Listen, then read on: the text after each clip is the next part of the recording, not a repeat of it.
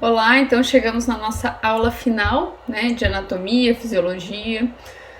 Nós vamos falar sobre o sistema endócrino, esse que abrange as glândulas endócrinas, que são aquelas que produzem hormônios e jogam dentro da corrente sanguínea, né, para que elas cheguem a uma célula-alvo e consigam desempenhar alguma função específica, né, que aquele hormônio vai ter. Então nós temos, né, um sistema de comunicação corpórea, né, através de seus produtos, os hormônios, ou seja, os hormônios são jogados na corrente sanguínea, né, produzidos por alguma glândula, jogados na corrente sanguínea, e eles vão chegar a uma célula-alvo para desempenhar alguma função específica. Nós tínhamos um sistema muito parecido com esse, que era o sistema nervoso, porém o sistema nervoso ele funciona através de impulsos elétricos, ou seja, os impulsos elétricos eles são mais rápidos, porém não são tão duradouros. Os hormônios eles são mais devagar, porém eles podem perdurar por horas, por dias, né? Então eles ficam aí mais tempo atuando nessa corrente. Então hormônios são substâncias químicas produzidas por essas glândulas especializadas, né? Sem ductos liberadas no sangue e carreadas, né, para a parte do corpo-alvo. Por que sem ductos? Existem dois tipos diferentes de glândulas. São as exócrinas e as endócrinas. As exócrinas, elas possuem ductos e jogam determinada substância para fora do corpo da pessoa, né? Ou para fora da corrente sanguínea, como, por exemplo, as glândulas salivares. Então, as glândulas salivares, elas produzem a saliva, né? E essa saliva é jogada, né, lá dentro da boca, para auxiliar na digestão. Então, ela seria uma glândula exócrina. Já no sistema endócrino, nós falamos de glândulas endócrinas, que são aquelas que jogam, né, secretam aquela substância e colocam ela dentro da corrente sanguínea, para que elas cheguem a uma parte, né, alvo. E aí nós temos glândulas que são endócrinas, conforme comentei, e as exócrinas, e aqui eu até coloquei uma foto do pâncreas, né, o pâncreas é uma glândula mista. Então, uma glândula mista, ela tem essas duas funções. Então, por exemplo, né, a função endócrina do pâncreas é produzir uma substância, né, chamada insulina ou glucagon também, ele produz mais que uma substância e joga essa substância dentro da corrente sanguínea. Quais são as funções dessa substância, né? Ou liberar açúcar ou retirar açúcar em excesso de dentro desse sangue, né? E ele tem também a sua porção exócrina. A sua porção exócrina são aquelas substâncias que são jogadas lá dentro do duodeno, quando nós comentamos do sistema digestório, né, como por exemplo o suco pancreático, que vai auxiliar lá na digestão dentro do duodeno. Então essa secreção, né, foi excretada lá dentro do duodeno. Ela não foi para a corrente sanguínea como acontecia com a insulina e com o glucagon, né? Então por isso que ele é considerado uma glândula mista. Temos vários exemplos de glândulas, né, que são endócrinas e vários exemplos de glândulas que são exócrinas, mas nessa aula nós vamos abordar aquelas que são as glândulas endócrinas.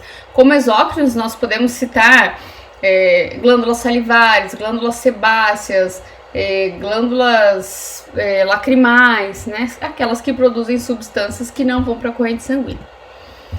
E aí nós temos diferenças, né, entre o sistema nervoso e o sistema endócrino, como comentei, né, o sistema nervoso ele também tem essa função de comunicação, né, de gerar um estímulo no corpo.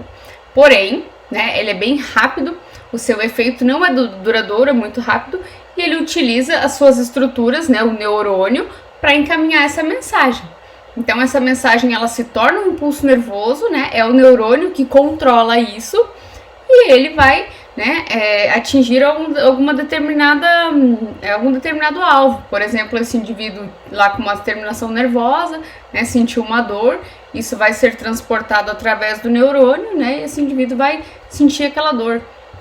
Já o sistema endócrino ele é lento, né, aquele hormônio ele age e o controle ali está escrito controle moral, né, porque o controle do sistema endócrino é feito através dos hormônios. Só que também essa ação, como ele é mais lenta, ela também é mais prolongada. Então existem hormônios aí que duram muito tempo agindo dentro da corrente sanguínea.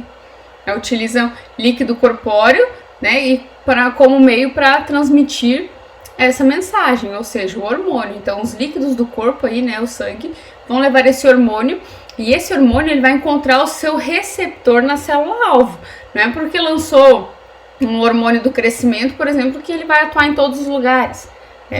Os locais que eles vão ativar vão ter que ter receptores para esse tipo de hormônio. E essas glândulas endócrinas, então elas estão aí distribuídas por todo o corpo, né, dos animais. Então nós temos no cérebro glândulas como hipotálamo, glândula pineal, né, hipófise. Nós temos, né, descendo aí, saindo do cérebro, né, que essas são as 3 glândulas que tem lá no cérebro, hipotálamo, hipófise e pineal. Nós temos as glândulas tireoides, colada na glândula tireoide, quer dizer, glândulas não, glândula porque é só uma, né. Colada na glândula tireoide nós temos as glândulas paratireoides, que são 4 botõezinhos que ficam colados na tireoide, que atuam junto com a tireoide no metabolismo do cálcio, né, tirando o cálcio dos ossos, levando o cálcio para os ossos. Nós temos as glândulas adrenais, que ela funciona como se fosse uma gordurinha, assim, quando você olha a foto de um rim, geralmente você enxerga uma parte esbranquiçada em cima. Né? Aquela ali são as glândulas adrenais, né, que vão atuar aí em diversas coisas, até produzindo hormônios sexuais até. Mas quando nós comentamos bastante, nos lembra de... As glândulas adrenais, elas possuem a fabricação aí, né, elas de adrenalina, por exemplo, né? Então, quando nós comentamos que o indivíduo levava um susto lá no sistema nervoso, né, e que desencadeava toda umas características, né, como o coração acelerar mais, tudo, que quando nós falamos lá que era adrenalina que fazia isso, essa adrenalina ela é produzida ali na adrenal, que tem diversas outras funções também. Quando nós temos ali também no suíno ali embaixo mostrando o pâncreas, né? Então o pâncreas, como nós comentamos, essa glândula mista, né, sua função endócrina, lançar insulina ou glucagon, né, insulina que é tão conhecida por causa da diabetes, né, então se esse pâncreas, por exemplo, não possuir a produção de insulina, esse indivíduo vai ter que fazer o artifício, né, vai ter que utilizar-se de insulina artificial, né, então para que retire, né, ou que aumente essa taxa de glicose no sangue, no caso. Quer dizer, diminua essa taxa, quem aumenta é o glucagon. E aí nós temos os ovários e testículos, né? Então vão fazer lá esses ovários, esses testículos, eles vão ter a função, né, de, através da produção de testosterona, fazer a espermatogênese, né? Então esse macho vai fazer a fabricação de espermatozoides.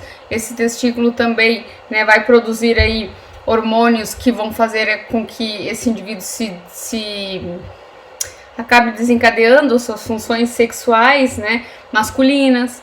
Já lá no caso das fêmeas, né, o ovário, então ali tem a foto também do ovário, né, vai produzir estrogênio, progesterona. As fêmeas sim produzem testosterona, mas em muito menor quantidade lá nas adrenais.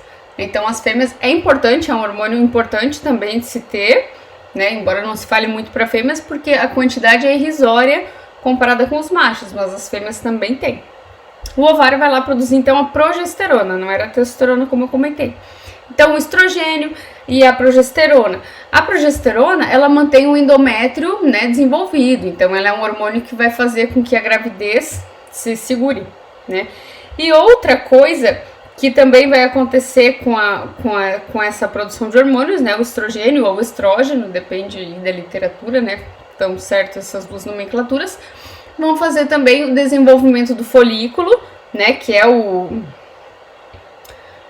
desenvolvimento de ovários, né, para que esses óvulos, na verdade, não de ovários, de óvulos, para que esses óvulos amadureçam, né, e sejam aí, então, aconteça essa ovulação.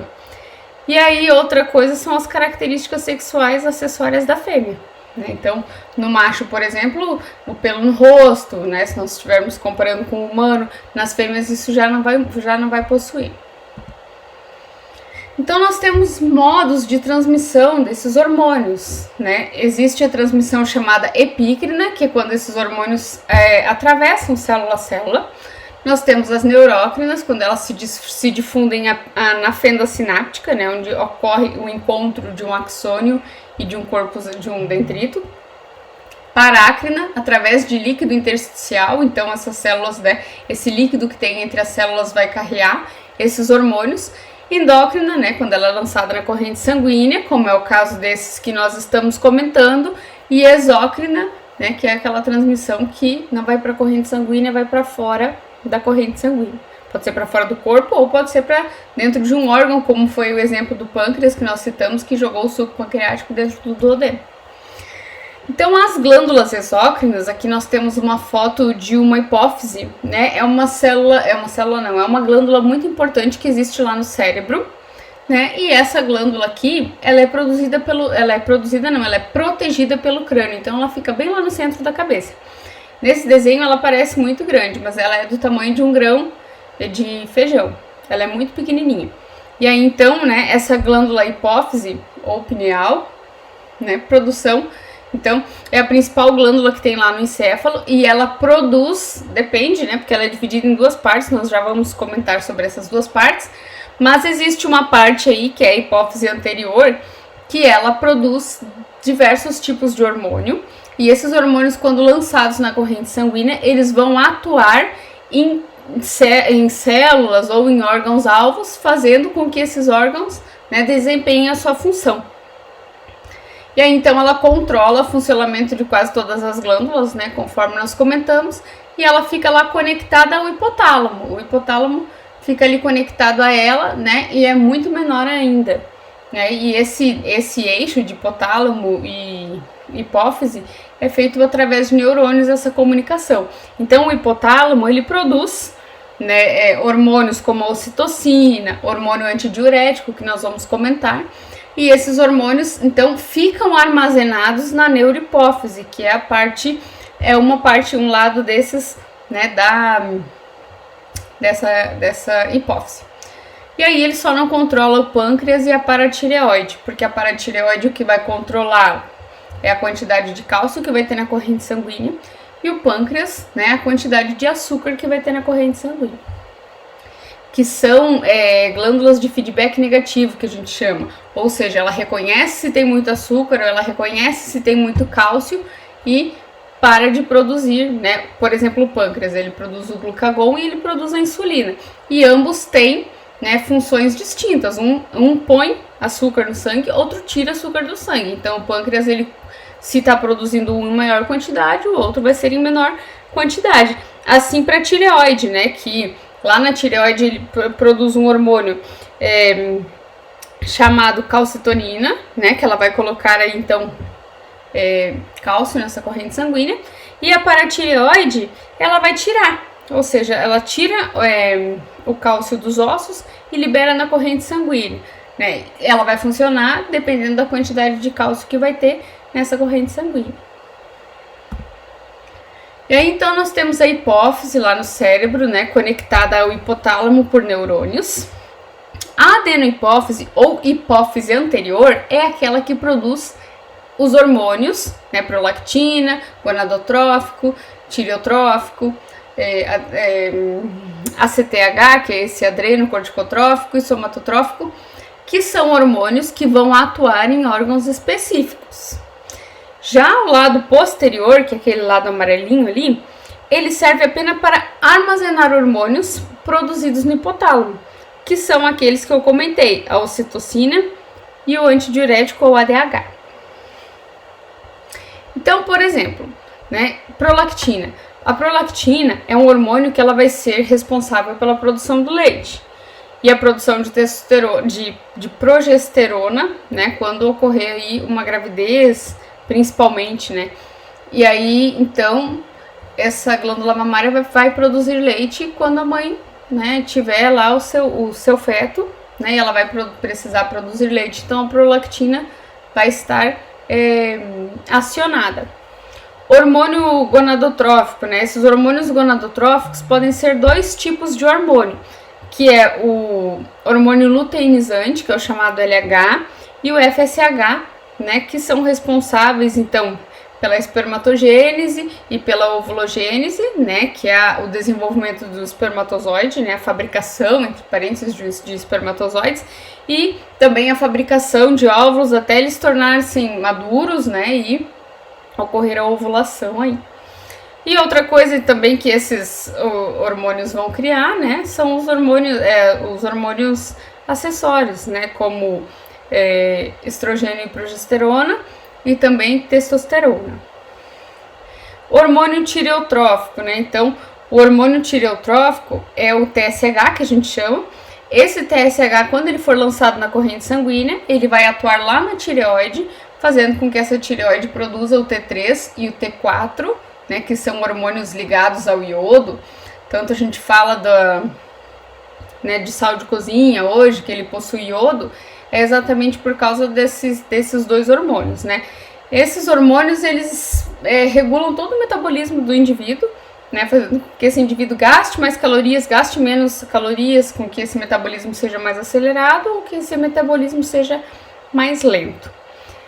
Também na adenohipófise, né, é produzido o ACTH, também conhecido como adrenocorticotrófico, né? Então são nomes bem complicados, né? Por isso que existem essas abreviações aí com letras, né? Então ele também é conhecido por ACTH e é um hormônio que, quando é produzido, está associado lá nas adrenais, né? Ou suprarrenais, que são aquelas glândulas que estão em cima do rim, né? Essas glândulas que estão em cima do rim, elas são, né, divididas em duas partes, em córtex e medula, e cada parte delas vai ter a sua função.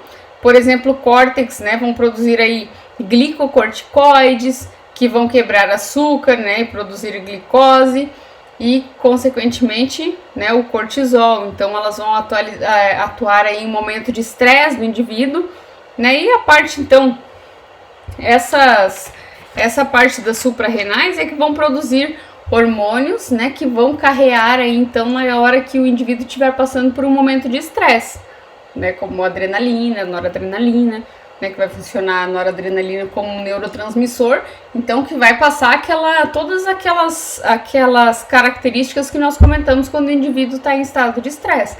Vai acelerar o batimento cardíaco, a boca vai ficar seca, né, o processo de digestão vai ser interrompido. E aí nós também temos um hormônio produzido aqui na hipófise, que é o hormônio do crescimento, chamado de GH, né? E esse GH, ele vai atuar lá nos ossos, né? Se esse indivíduo ainda se for criança, né, esse GH, ele vai ter em muito maior quantidade quando o indivíduo ainda estiver na fase infantil, né? Porque ela vai estar em fase de crescimento. Depois que esse indivíduo tornar-se adulto, ele vai cair a níveis basais, né, para que apenas auxilie na síntese de proteínas, né, no desenvolvimento, renovação desses ossos, desses músculos. Porém, quando o indivíduo ainda for, né, criança, né, filhote, ele vai ter em maior quantidade esse hormônio do crescimento, né, e vai fazer com que ele se desenvolva. Pois nós vamos mostrar ali, né, se esse hormônio estiver em excesso, o indivíduo pode sofrer de uma doença chamada gigantismo, né, se estiver faltando de nanismo, ou esse indivíduo não vai crescer.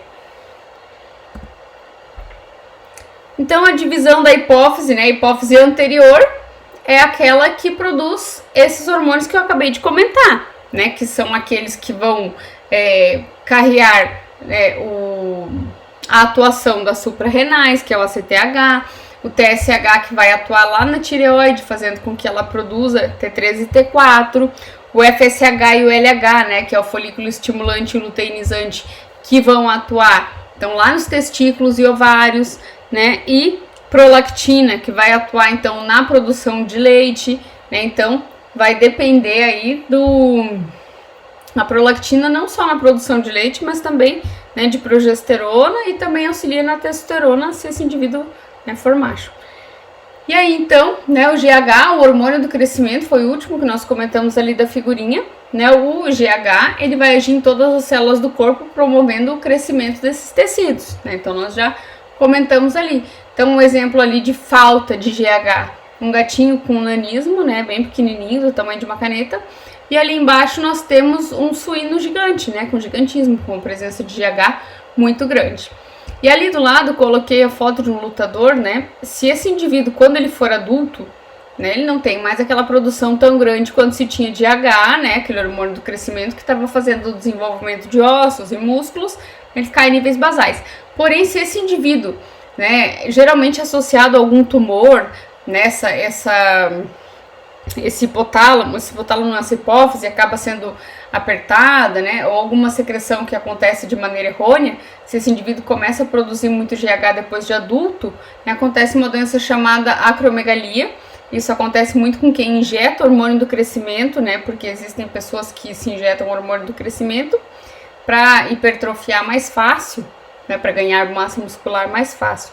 E aí o que acontece? Depois de adulto, começa o desenvolvimento do queixo, então essa pessoa fica com o queixo mais quadrado, ouvidos, mãos e pés. Então eles ficam com essas características, né? Se olhar esses lutadores, ou se for olhar esses fisiculturistas, geralmente eles apresentam esse tipo de característica, né? Porque utilizam-se de hormônios para aumentar essa reconstrução e síntese proteica.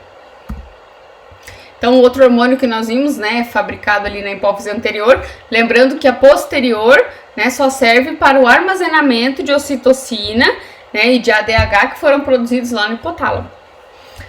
Então, né, o TSH é aquele tireoestimulante chamado, quando ele for jogado na corrente sanguínea, as células receptoras deles estão lá na tireoide.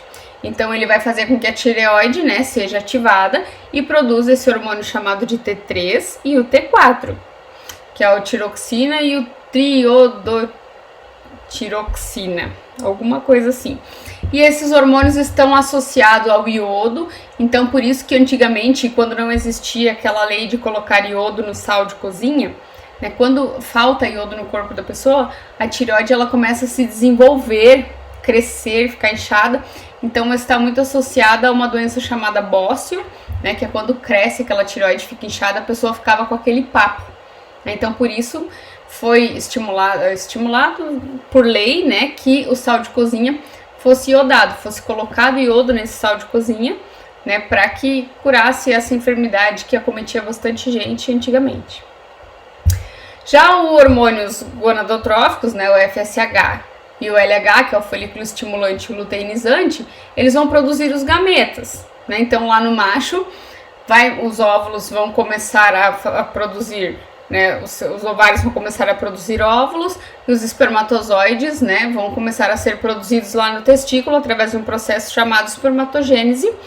E as características sexuais acessórias também vão se desenvolver, né? Barba, por exemplo, pelos, né? Vão começar a se desenvolver essas características sexuais, ou seja, o indivíduo vai atingir a maturidade sexual. Já o LH, chamado hormônio luteinizante, né, ele tem, então, o estímulo do testículo de produzir o hormônio testosterona e o ovário a produzir o estrógeno ou estrogênio e progesterona. Então, né, em maior quantidade, o indivíduo vai ter testosterona, a fêmea vai também, porque lá nas adrenais também existe a produção de hormônios androgênicos, né? Porém, é importante que os indivíduos também tenham, claro que não em grande quantidade, né? Se a fêmea tiver testosterona em grande quantidade, ela vai começar a desenvolver características sexuais masculinas, né? Então a voz vai engrossar, né? Vai começar a vir pelo no rosto, né? Então, e assim como o estrogênio para o macho também, né? Então existem níveis no corpo menores, mas eles são níveis que precisam acontecer, né? Precisam ter no corpo do indivíduo. Então o ACTH, que também é produzido na hipófise anterior, né, ele vai estimular o córtex lá da glândula suprarrenal. Então ali tem o desenho do rim, né, com aquela suprarrenal ali em cima. A parte da medula é a parte mais interna, o córtex é a parte mais externa, né, e esse ACTH vai estimular o funcionamento do córtex nessa glândula suprarrenal. E lá no córtex vai acontecer, né, então a produção de glicocorticoides que vão quebrar a gordura, né, vão colocar açúcar no sangue, né, e consequentemente vão ter lá o cortisol, né, que vai estar atuando nesse metabolismo. Então, quando o indivíduo estiver passando por estresse, então a presença do cortisol, né, produzida lá nesse córtex sob estresse, vai fazer com que esse corpo fique quebrando proteínas, quebrando açúcar, né, para gerar energia. E são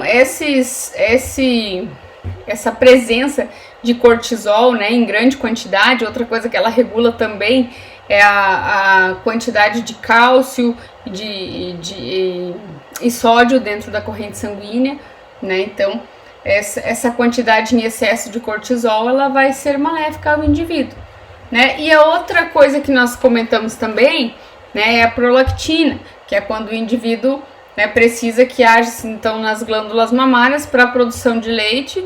Então vai acontecer o desenvolvimento das mamas e a produção de leite, né, desse indivíduo.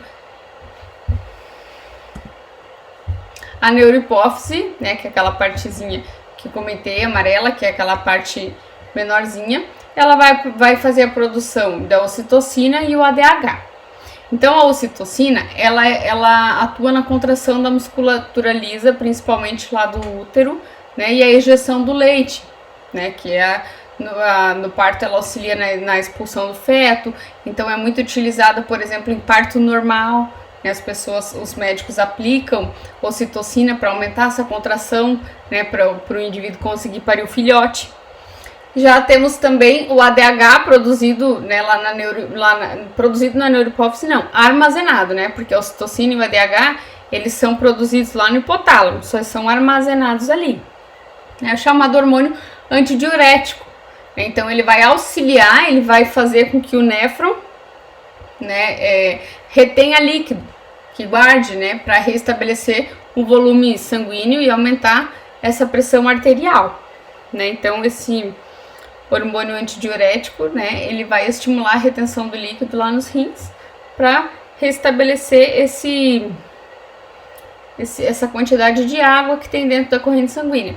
Se faltar esse ADH, né, se por algum problema esse indivíduo não produzir esse ADH, acontece aquela diabetes insípidos lá, que o indivíduo acaba urinando demais, até 15 litros de urina por dia, né, e o indivíduo pode até ser levado à morte, porque ele não consegue armazenar água no corpo. Então, se ele eliminar 15 litros por dia de água através da urina, ele tem que ingerir 15 litros de água por dia através da urina, porque senão esse indivíduo vai sofrer de desidratação, né, que vai levá-lo à morte. Então é bem complicado. Então, né, nós tínhamos lá na hipófise anterior, né, ou adenohipófise, a produção de um hormônio chamado TSH, que era o hormônio tireoestimulante. Então esse hormônio, quando cai na corrente sanguínea, ele vai encontrar a tireoide, né, e vai regular a produção de T3 e de T4, e também calcitonina, só que a gente sempre, quando comenta da tireoide, só fala do T3 e do T4, né? Essa calcitonina, ela vai fazer a deposição de cálcio nos ossos. E o T3 e o T4 vão regular todo o metabolismo de um indivíduo. Então, em pouca quantidade, vão causar o hipotireoidismo, em muita quantidade vão causar o hipertireoidismo, né? Que vão desencadear características aí no indivíduo que não são desejáveis. Então, ter demais é ruim, ter pouco é ruim. O ideal seria, né, uma taxa média entre esses hormônios para que esse indivíduo tenha o seu metabolismo bem regulado, porque senão esse indivíduo vai ser muito alterado, né, agitado, vai acabar gastando muito nutriente, né, e isso afeta todo o desenvolvimento do indivíduo, porque a tireoide ela é responsável, né, pelo metabolismo mesmo desse indivíduo. Então, eles vão apresentar características bem diferentes, como, por exemplo, hipertireoidismo, né? Quando essa secreção desses hormônios está aumentada, né? Então, tem a foto ali do gatinho. Né? O que vai acontecer? Hiperatividade, irritabilidade, insônia, ansiedade. Imagina que o indivíduo, né, está com o seu metabolismo acelerado, né? Então, vai ter uma grande quantidade de reflexos, né, feito por esse gasto excessivo de nutrientes, né, desencadeado pelo metabolismo acelerado. Já se esse T3 e o T4 vão estar diminuídos, né, o indivíduo vai ter como possíveis sintomas, né, desaceleração dos batimentos cardíacos, tudo vai ficar mais lento, né, perda de apetite. Esse indivíduo vai comer uma mínima de uma coisa, vai levar um tempão, né, para essa digestão. Então ele vai acabar absorvendo muitas coisas, né, ele vai acabar até ganhando peso, né, aumentando a sua quantidade de colesterol no sangue, intestino preso, né, o corpo vai trabalhar de maneira muito lenta e esse indivíduo então vai ganhar muito peso. E a paratireoide, que são esses 4 botõezinhos amarelos que estão colados na tireoide, né, a tireoide é essa grande em forma de borboleta, e a paratireoide são esses 4 botõezinhos colados nela. produzem o paratormônio, que vão agir junto com a calcitonina, que nós comentamos antes ali na tireoide. O paratormônio, ele não é ligado, né? Ele não é produzido lá na hipófise, então ele é um hormônio junto com a insulina e o glucagon que não são, né, carreados pela hipófise. Como que ele faz para agir e para ele ser produzido, né? Ele vai descalcificar o osso e vai disponibilizar cálcio na corrente sanguínea. Então, o que acontece? Se existe muito cálcio na corrente sanguínea, esse hormônio não vai estar atuando, né? Porque a calcitonina já vai estar lá atuando, já vai ter cálcio suficiente. Agora, se faltar cálcio na corrente sanguínea, o paratormônio vai começar a agir, né? Vai descalcificar ossos, liberando cálcio na corrente sanguínea, né? Esse cálcio é muito importante, ele ajuda em vários processos que acontecem no corpo, né? Contração muscular, entre outros, e vai ser jogado então na corrente sanguínea. Então o paratormônio ele vai estar atuando, né? Quando a calcitonina não tiver, ou tiver em bem pouca quantidade. E o contrário também, né, é real. Regulam a quantidade de cálcio tanto no sangue quanto nos ossos, né? E o estrógeno, então, que controla essa secreção de paratormônio. Então, é até bem comum, né, a questão aquelas doenças como ossos porosos, quando a pessoa fica mais velha, que ela começa a ter os ossos porosos, é porque acaba decaindo a quantidade de estrógeno no corpo, né? Então, esse fato de fazer aquelas reposições hormonais fazem com que esse paratormônio não tire mais tanto cálcio, né, de dentro desses ossos. Suprarrenais, né? Então, ali em cima dos rins nós temos as suprarrenais ou glândulas adrenais, né? Ficam em cima do rim e divididas em córtex e medula. A parte medular, né, que é a parte mais interna, ela prepara o organismo para situações de estresse. Então nós até comentamos isso, né, nas aulas comentamos sobre o sistema nervoso, né? Ela que vai produzir adrenalina, que vai fazer o que? A contração dos vasos sanguíneos, vai aumentar a taxa de açúcar no sangue, né? O indivíduo ele vai precisar fugir, né? Então ele vai apresentar todas aquelas características que nós comentamos lá no sistema nervoso, né? Ela vai fazer com que esse metabolismo fique voltado apenas para fuga, né? Ou para luta. E a noradrenalina, né, vai causar essa taquicardia, mantém a pressão sanguínea em níveis normais. Essa noradrenalina ela vai funcionar mais como um neurotransmissor. Já a parte cortical, né, o córtex, que é aquela parte mais externa das suprarrenais, elas vão produzir aldosterona, né, que essa aldosterona ela vai agir lá nos néfrons, lembra aquelas unidades filtradoras do rim, né? Retendo sódio, liberando potássio, né, fazendo com que esses minerais aí aconteçam uma regulação, né, da quantidade desses minerais lá na corrente sanguínea, e isso consequentemente vai restabelecer o volume do sangue, controlar essa pressão sanguínea. Também vai ser produzido então cortisol, né, o hormônio anti-inflamatório, vai ajudar o corpo a controlar o estresse, né, o sistema imune, níveis de açúcar e pressão, né? Então, por que o indivíduo, quando ele tem cortisol demais, né, quando ele passa sempre por momentos de estresse, bastante momentos de estresse, né, o corpo ele vai acabar afetando seu sistema imune, os níveis de açúcar, nível de pressão. Então, cortisol demais, até gordura no corpo ele armazena, principalmente na parte abdominal. O pâncreas, né? Então, atrás do estômago, né, o lado esquerdo do abdômen, aquela glândula mista, como nós comentamos, né, com sua função exócrina de liberar suco gástrico, né, lá dentro do odeno, ou seja, do intestino delgado, lá na sua parte inicial. Já a sua função endócrina é liberar insulina e glucagon, que atuam como se fosse o paratormônio e a calcitonina, lá quando elas ficam controlando a quantidade de cálcio na corrente sanguínea. Porém, aqui a gente comenta sobre a quantidade de açúcar no sangue. Então, essa insulina, ela vai estar lá na corrente sanguínea, né, com a sua função de baixar essa glicose do sangue. Então, essa glicose em excesso vai ser levada lá para o fígado, vai ficar armazenada lá. Já o glucagon vai fazer o contrário, né? Ele vai atuar lá no fígado, fazendo com que aquele fígado tire aquele açúcar que estava armazenado lá em forma de glicogênio e libere de novo na corrente sanguínea, né? Então, ele vai aumentar as taxas de açúcar no sangue.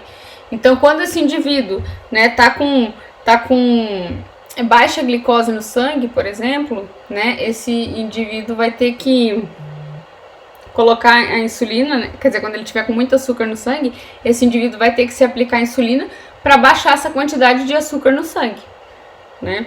Ou o contrário, né, se ele tiver com pouco açúcar, com muito açúcar no sangue, ele vai aplicar a insulina, né? Se ele tiver com pouco açúcar, ele vai ingerir esse açúcar. E as gônadas, né, ovários ou testículos, vão produzir os hormônios sexuais, né? Então são o FSH e o LH, produzidos lá no hipotálamo, né? Ou quer dizer, no hipotálamo não, na hipófise anterior, que vão atuar, né, lá nos ovários, estimulando a maturação do folículo, né? Então esse óvulo vai ser produzido, ficar maduro, né, para que aconteça a ovulação. E o LH, né, então, vai fazer a ovulação propriamente dita, e o corpo lúteo, que é um processo cicatricial de onde aconteceu aquela ovulação. Então, os ovários, eles vão agir lá nos ovários, e o ovário sim vai produzir o estrogênio, né, a progesterona. Quem vai produzir a progesterona é esse corpo lúteo, né, essa cicatriz, entre parênteses, né, da onde aconteceu a ovulação. E no momento do parto vai acontecer também a produção de um hormônio chamado relaxina, né, que ela vai relaxar aí a fêmea durante o parto.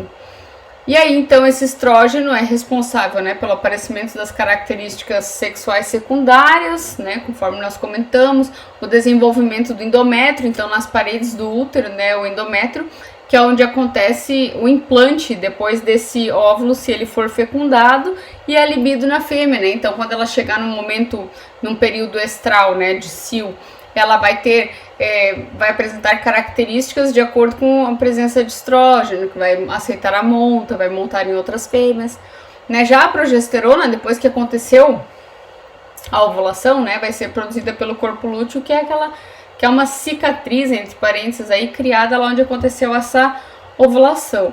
Então, que ela vai preparar, né, a parede do endométrio junto com o estrógeno para que essa gravidez seja mantida, né, no caso, se aconteceu a fecundação e o óvulo se implante lá, e também o desenvolvimento das glândulas mamárias, caso aconteceu, né, uma gravidez, vai preparar essas mamas para receber a prolactina, né, para que aconteça a ejeção do leite, ou o desenvolvimento das glândulas mamárias quando esse indivíduo aí está na sua fase de crescimento, né? Já os testículos, então lá nos testículos, quando o LH foi produzido lá na hipófise, né, ele vai atuar lá nos testículos, induzindo a produção da testosterona. E o FSH, quando produzido lá na hipófise, também vai atuar lá nos testículos, regulando a produção, né, de espermatozoides, ou seja, todo o processo espermatogênese, né? Ou seja, todo o processo de criação de um espermatozoide. E aí, então, né, essa testosterona é produzida numa célula que tem lá dentro do testículo, chamada células de Leydig, e ela é responsável, então, por características sexuais secundárias. Assim como acontecia com as fêmeas, nós temos as características sexuais secundárias do macho, né, o amadurecimento de órgãos sexuais, ou seja, esse indivíduo vai atingir a maturidade sexual e vai começar a possuir a libido. Então, né, para terminarmos a nossa disciplina, comentamos sobre esse sistema chamado sistema endócrino, que ele é bem complexo, né, esses hormônios estão agindo sempre dentro do corpo, né, com as suas funções duradouras e também regulando todos os processos de metabolismo e tudo que vai ser produzido no corpo do indivíduo. Espero que vocês tenham gostado, né? Da noite vou estar lá no Google Meet para a gente esclarecer dúvidas. Até breve.